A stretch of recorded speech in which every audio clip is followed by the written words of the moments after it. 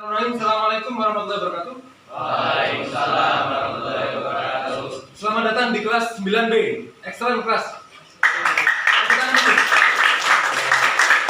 Baik, kelas 9B merupakan kelas percontohan untuk kegiatan diskusi hari ini. Di depan kita sudah ada 5 ganteng. Nanti mereka akan berkenalan.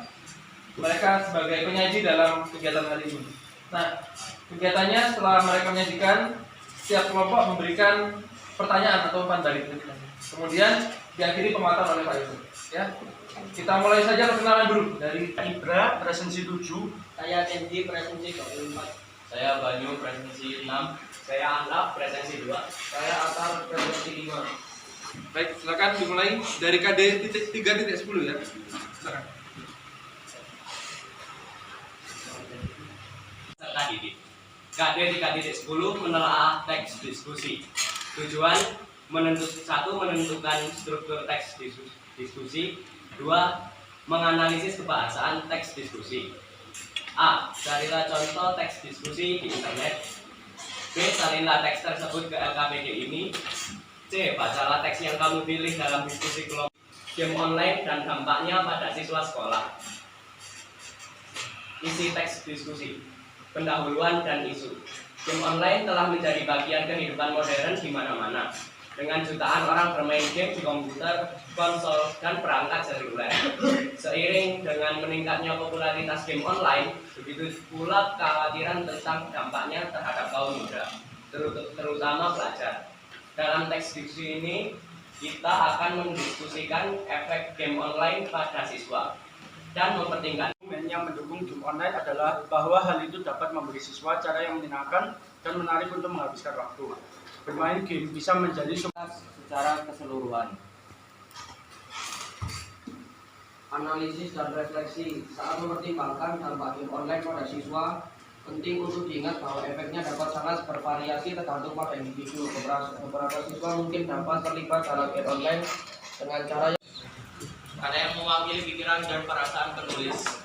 Kesimpulannya, penting untuk diingat, penting bagi orang tua, guru, dan siswa itu sendiri berhati-hati terhadap potensi dampak, mengambil langkah-langkah untuk memastikan bahwa itu digunakan dengan cara yang bertanggung jawab dan seimbang.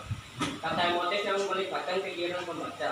Dampaknya terhadap kaum muda bisa menjadi sumber relaksasi, dapat menjadi sumber hubungan sosial, dapat mengganggu prestasi akademik siswa, berdampak buruk pada kesehatan emosional dan mental siswa.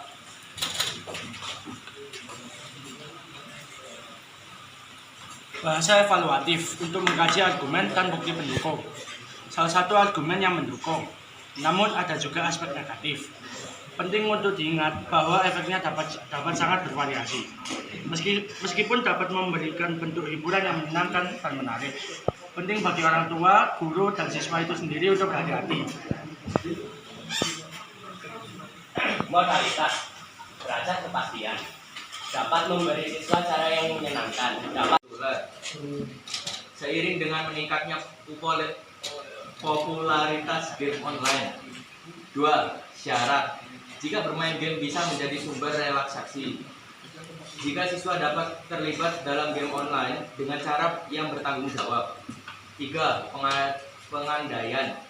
Saat mempertimbangkan dampak game online pada siswa, hal ini membuat game online tidak berdampak negatif pada kehidupan mereka. 4.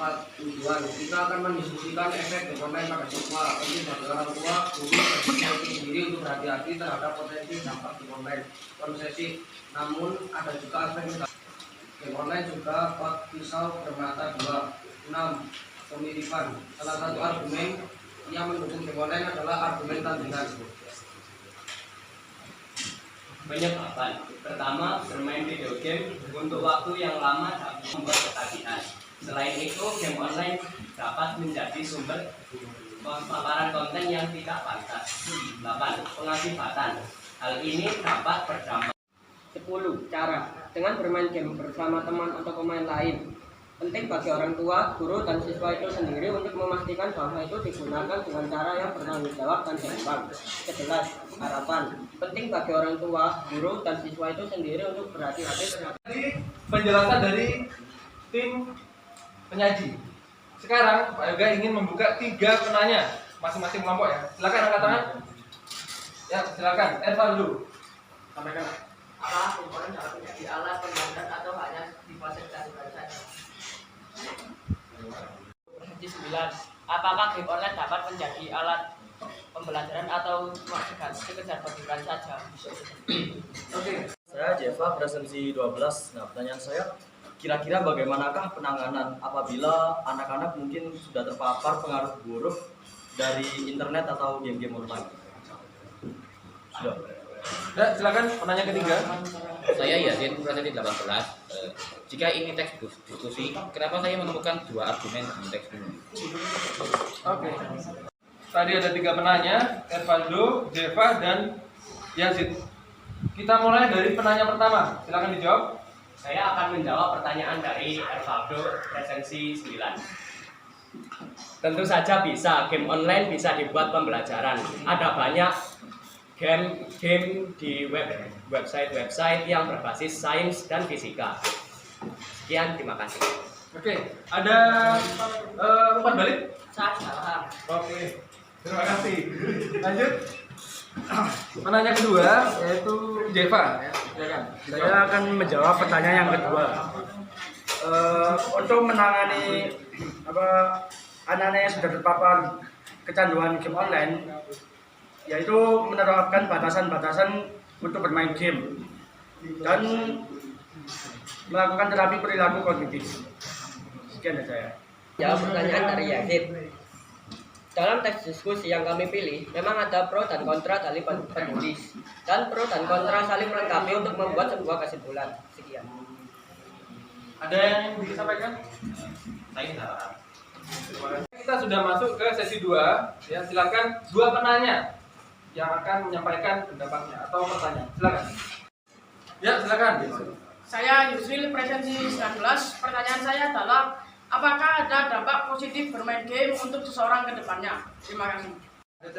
Saya Gaza, presensi 10, ingin menanyakan, menurut kelompok penyaji, kalian lebih memilih pro atau kontra? Nah, 2 penanya yang menarik sekali pertanyaannya. Kita langsung saja serahkan ke tim diskusi ya. Silakan. Yang akan jawab, tim penyaji. Oke, saya akan menjawab pertanyaan dari Gaza. Untuk game online lebih banyak memunculkan kontra, karena untuk zaman sekarang banyak anak-anak yang kecanduan game online hingga lupa waktu, seperti bermain game di sekolah, saat pelajaran, tidak mengerjakan tugas, dan lain-lain. Terima kasih. Wassalamualaikum warahmatullahi wabarakatuh. Waalaikumsalam. Aku salam. Baik, lanjut. Ada ini umpan balik. Berikan umpan balik. Baik, saya sudah paham dan tidak ada timbal balik. Pertanyaan terakhir ya akan dijawab oleh Banyu. Silakan Banyu. Ya, saya Banyu akan menjawab pertanyaan dari Yusril. Ada, yaitu game bisa membuat lapangan pekerja yang baru. Contohnya seperti developer game, yaitu membuat game, dan e-sport, yaitu pertandingan game antar negara atau antar tim yang satu negara. 3. Silakan, ada umpan balik. Oke, saya paham tidak ada umpan balik. Kita sudah masuk ke sesi terakhir yaitu kesimpulan. Saya memberikan kesimpulan bahwa kegiatan hari ini sangat luar biasa. Anak-anak sudah bisa menelaah dengan baik. Tim penyaji juga sangat hebat dalam menjawab pertanyaan. Kita beri tepuk tangan dulu. Tim penyaji.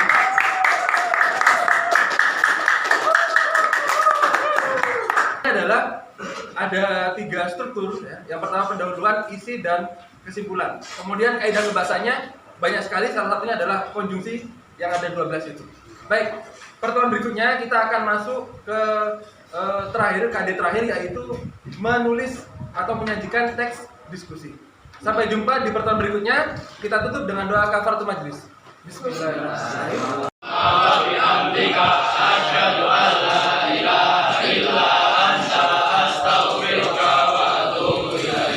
Terima kasih, mohon maaf. Assalamualaikum warahmatullahi wabarakatuh.